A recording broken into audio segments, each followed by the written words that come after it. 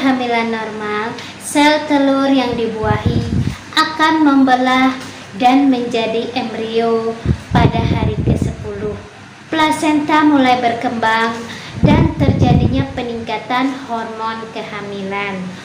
Pada kasus janin yang tidak berkembang, sel telur yang dibuahi atau zigot gagal membelah diri menjadi embrio. Kehamilan kosong juga bisa terjadi apabila sel zigot berhenti menempel di dinding rahim.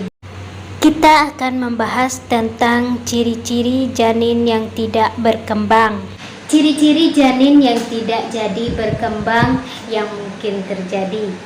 Yang pertama, hasil tes kehamilan positif.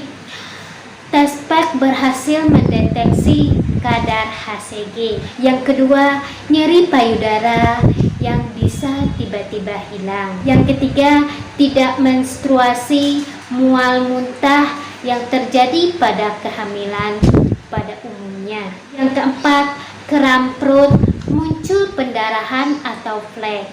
Yang kelima, gerakan janin tidak terasa pada kehamilan trimester kedua. Yang keenam, ukuran kehamilan tidak sesuai dengan usia kehamilan. Yang ketujuh, perkembangan janin tidak normal dapat dilihat dari USG. Penyebab janin tidak berkembang. Penyebab janin tidak berkembang adalah kelainan kromosom pada zigot. Hal ini bisa terjadi karena kualitas sel telur atau sperma yang kurang baik.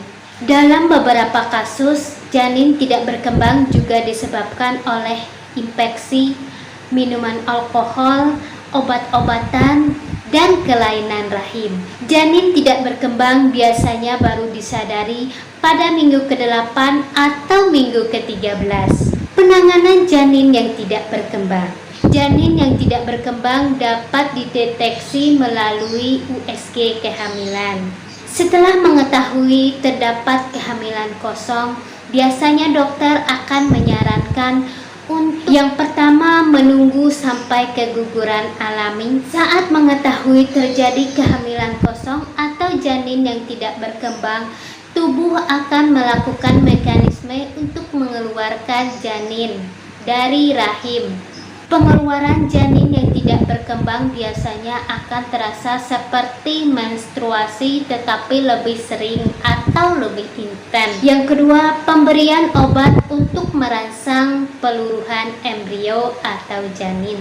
Apabila pengeluaran janin secara alami tidak terjadi, dokter akan memberikan obat untuk mengeluarkan janin atau embrio dari rahim.